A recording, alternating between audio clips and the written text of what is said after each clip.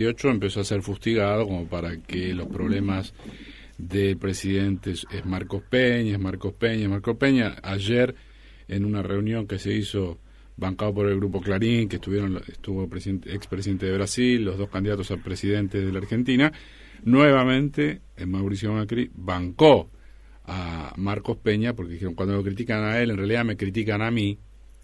No sé, hizo una especie de transitivo raro. Eso, de alguna manera, respondería también a esa lógica de que la persona exacto. de mayor confianza no se mueve aunque sea una catástrofe. Exactamente. Bueno, antes que decía que la mafia la tenemos que entender como un doble estado oculto, como un estado paralelo, y luego tenemos que entenderlo como violencia más negocios espurios. ¿Cuál es el sentido principal de la mafia, o dónde se apoya el sentido de la mafia? O dónde se apoya, digamos, el poder mafioso, o dónde se acumula. Se acumula, como les decía, la familia, que no es solo la familia de sangre. O sea, la familia mafiosa no son los hijos de un boss, sino son los primos, son los primos hermanos, los primos segundos, sobrinos, etcétera. O, por ejemplo, personas que forman parte de la familia que se amplía a través de matrimonio, bautismos, acuerdos comerciales, ¿no? Porque Marco Peña no es primo, no es hermano del presidente de la República. Pero podríamos decir que efectivamente ahí hay un vínculo, que responde a una lógica mafiosa. Digo, ¿por qué es tan importante la familia? Porque la familia es básicamente, lo que garantiza es un vínculo basado en una confianza extrema, y un vínculo basado, podríamos decir en la Argentina, usando una palabra que forma parte del léxico político, en la lealtad, una lealtad inquebrantable, que por cierto se puede quebrantar si por ejemplo hay una guerra familiar, pero esa lealtad en general, hasta que resiste, es inquebrantable. Bueno, y cuando por ejemplo el presidente de la República dice, si critican a mi jefe de ministros, es como si me estuvieran criticando a mí, lo que muestra en esa discursividad es una fibra íntima, una cuerda íntima de un pensamiento mafioso. Digo, luego de las PASO, o antes de las PASO, puesto que el poder de la Alianza Cambiemos empezó a disgregarse, en estos días lo vemos así como bajo la lupa de un foco crítico, el propio presidente de la República se reivindicó como Calabrés. Apareció una nota en Infobae donde retomaba esa frasecita, que Mauricio Macri se reivindica como Calabrés. ¿Qué quiere decir eso? Es polémico. Porque es polémico porque él no es Calabrés de nacimiento. Claro. Digamos, a Calabria, según sabemos, viajó solo una vez, cuando estaba en plena campaña, y hizo un viaje a un lugar muy recóndito de Calabria, un pueblo de 5.000 personas, de donde venía su familia, y los medios italianos que estaban al tanto que él estaba en plena campaña para disputar la presidencia, le hicieron una entrevista a una familiar suya, una señora mayor, y le preguntaron qué vino a hacer acá Mauricio, que por cierto no fue solo, fue con su propia esposa y con un primo. Y la señora, lo que contestó a los medios italianos es vino a conocer a su familia. Eso también es sintomático. ¿Qué quiere decir eso? Que fue a conocer a los parientes, con los cuales por lo visto no tenía vínculos ni afectivos, ni personales, ni con la propia región, ni con el propio pueblo que había ido a visitar. Y esa señora se vino a conocer a su familia. Eso también es sintomático, porque podríamos leer, de investigar lo que fue a hacer un acuerdo mafioso.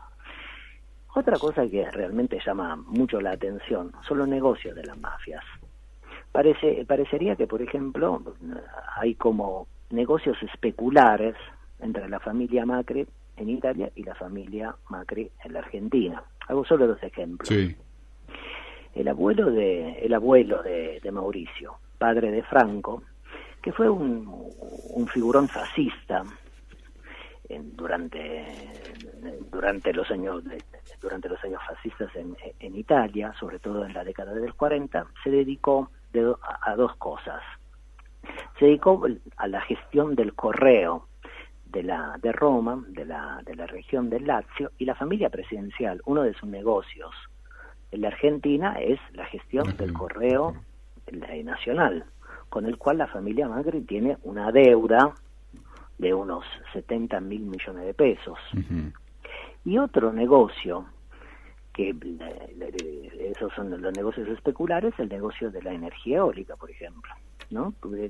Hoy en día, si ustedes vieran Calabria, verían que efectivamente es un gran parque eólico. Y acá otro de los negocios espurios de la propia familia Macri es la energía eólica.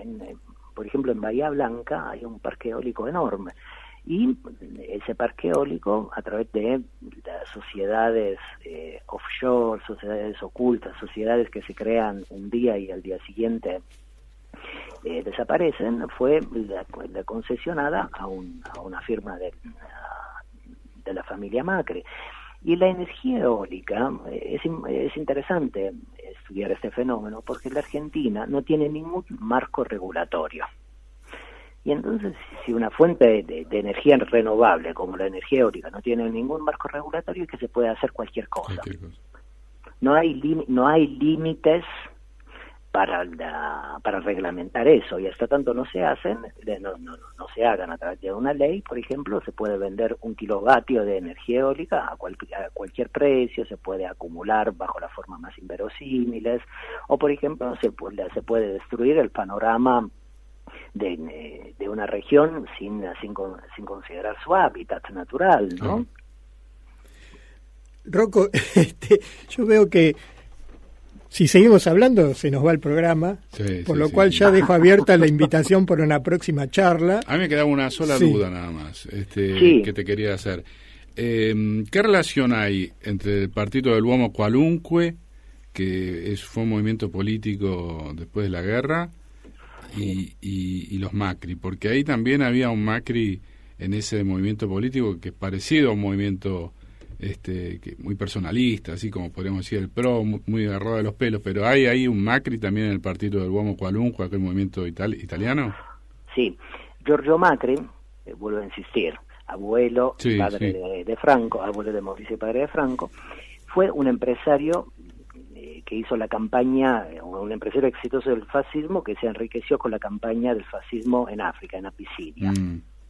Luego de la caída del fascismo, post 45, participa Giorgio de la creación de un nuevo partido democrático, entre comillas, con metafascistas, que había nacido o se había constituido alrededor de una revista. La revista se llamaba L'Uomo Qualunque y el partido se llamó también L'Uomo Qualunque. De ahí viene una categoría política que es el qualunquismo. Giorgio era ya un señor relativamente mayor, creo que tenía unos 50 y largos años.